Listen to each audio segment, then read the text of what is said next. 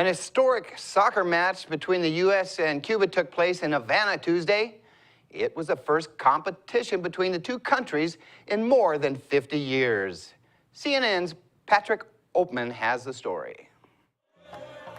An hour before the Cuba-USA football game began, the crowds were already cheering. It was the first sports matchup between the two countries since the announcement in December that diplomatic relations would be restored after 5 decades of Cold War mistrust. From the stands, Lionel waved both the U.S. and Cuban flags. Times are changing, and for the better, he says. Cuba and the U.S. can get along in sports, politics, and anything else. With warming ties with the U.S., lots of American sports teams want to compete in Cuba. I think it's great that we have the chance to come here and play the Cuban national team, the first sports team in many years to come here, and hopefully many more will follow. That the New York Cosmos beat out the competition speaks to other changes in Cuba.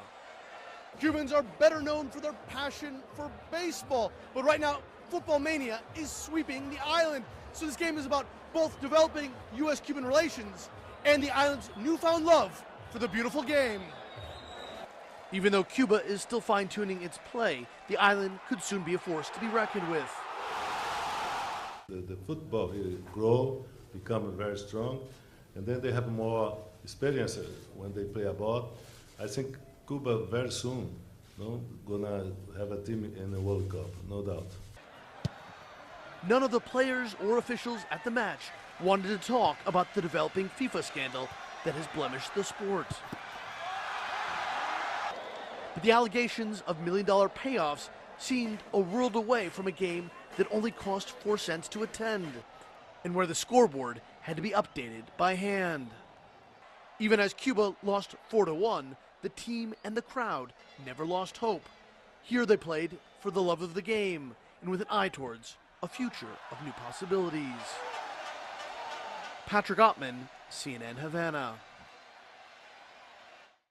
The Mariners lost a tough one, 5-3 to the Yankees last night.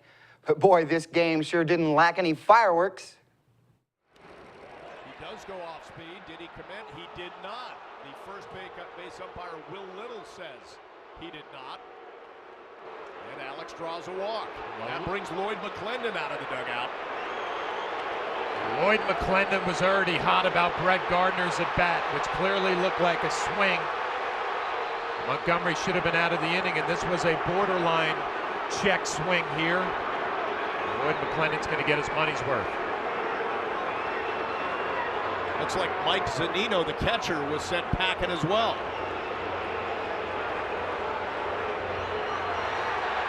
So you see McClendon animated as could be, kicking his hat on the field as he heads toward the home plate umpire, Mike DeMuro, much to the delight of the Seattle crowd.